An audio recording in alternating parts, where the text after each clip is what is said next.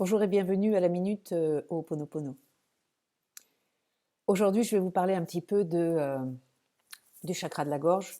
Si vous ne savez pas ce que c'est un chakra, c'est juste un nom indien qui définit un centre énergétique. On en a plusieurs dans le corps. Pour certains, on en a 7, pour d'autres 12, pour d'autres 45. Donc, on s'en fout un petit peu de savoir combien il y a de chakras. Ce qui est sûr, c'est qu'au niveau de la gorge, il y en a un très précis qui gouverne pas mal la thyroïde, la glande pituitaire, et puis d'autres hormones aussi. Et donc, il est assez important énergétiquement. Il est aussi à la croisée entre la partie de l'esprit et la partie plutôt corporelle, le cou étant exactement à l'intersection. Et les centres énergétiques, en général, se situent et devant et derrière. Donc on en a bien un qui est au niveau de la gorge et un à la base de la tête. C'est le même s'il n'est pas exactement aligné horizontalement. Il est, voilà, il gouverne toute cette zone et bien sûr tout ce qui touche autour du visage, des oreilles, du nez, de la bouche.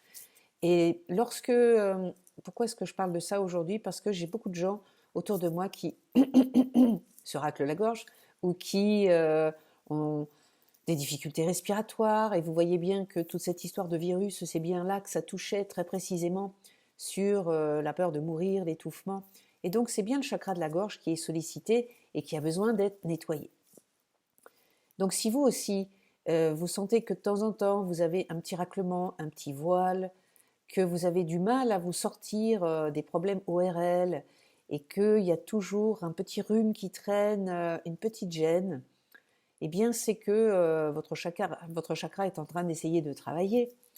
Et ce chakra correspond à l'expression de soi, mais surtout à être vrai, être authentique. Et on n'est pas toujours dans une vie où on peut totalement s'exprimer librement avec les gens qui nous entourent. Dans toutes mes consultations, je pose souvent la question aux personnes avec qui je travaille et je leur demande, mais à qui pouvez-vous vraiment vous confier? Donc en général, c'est leur mère, leur fille. Bon, pourquoi pas? Mais se confier vraiment, c'est pas exactement le type de personne auquel on peut se confier. Vos enfants, vous avez besoin surtout de les écouter plus que de vous confier vous. Et puis, ce ne sont pas tout à fait vos copains, vos copines, ils ont des attentes envers vous.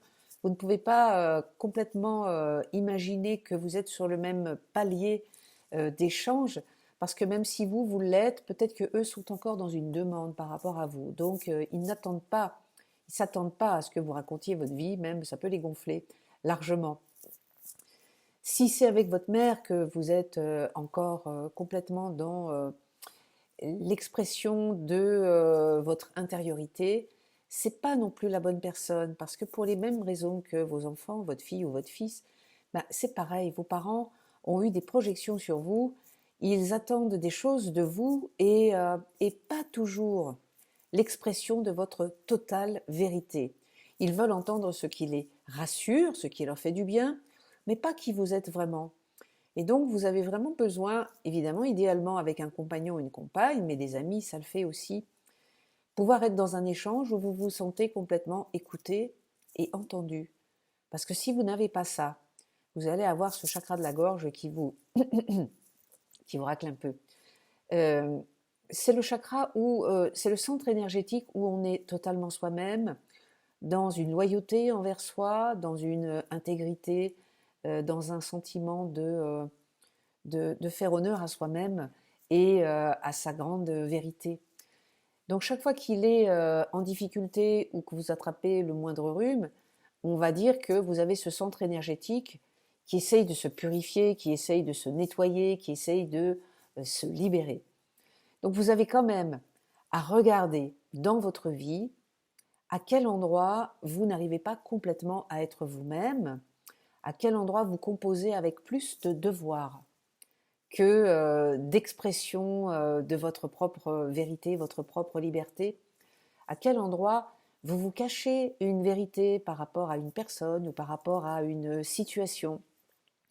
À quel endroit vous passez beaucoup de temps avec avec des gens qui ne vous écoutent pas vraiment ou ne vous entendent pas dans votre réalité et c'est très souffrant. Donc, si vous passez aussi votre temps à vous plaindre de la solitude, de vos enfants, de vos circonstances de vie, eh bien, c'est comme si vous faisiez du mal à votre chakra de la gorge. Pourquoi? Parce que si c'est dans votre vie, c'est que vous l'avez créé. Le chakra de la gorge, c'est l'endroit où on crée. Donc, si vous êtes vraiment aux prises avec quelque chose de compliqué et de difficile, c'est pas simple d'entendre c'est moi qui l'ai créé. À un certain niveau, c'est moi qui le crée, c'est-à-dire au niveau vibratoire, je le crée, mais je ne suis pas toujours d'accord avec ma création parce que c'est une création inconsciente. Et avec Ho'oponopono, on sait aussi que c'est une création de mon petit et de ma petite, qui essaye d'amener dans ma vie la réalité de ce qu'il ou elle a vécu pour que je puisse m'en apercevoir, le sentir, le traverser, le nettoyer, l'aimer malgré ça. Donc si vous êtes encore aux prises avec ça, c'est qu'il y a quelque chose que vous créez dans votre vie avec lequel vous n'êtes pas d'accord.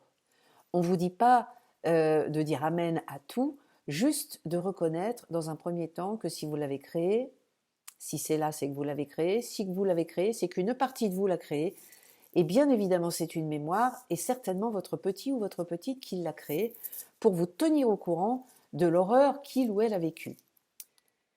Donc si c'est possible de vous plaindre, déjà vous allez avoir le chakra de la gorge beaucoup plus libéré, et puis si vous ressentez qu'il y a une plainte, eh bien vous pouvez parler au petit et à la petite, puisque c'est elle ou il ou elle qui vous exprime ce qu'elle a vécu.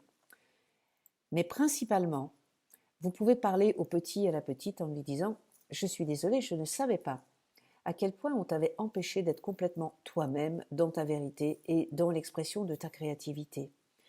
Pardonne-moi aujourd'hui de me forcer à faire certaines choses, de m'imposer des sens du devoir et de ne jamais oser complètement dire ni qui je suis, ni ce que je pense, surtout quand je suis en difficulté.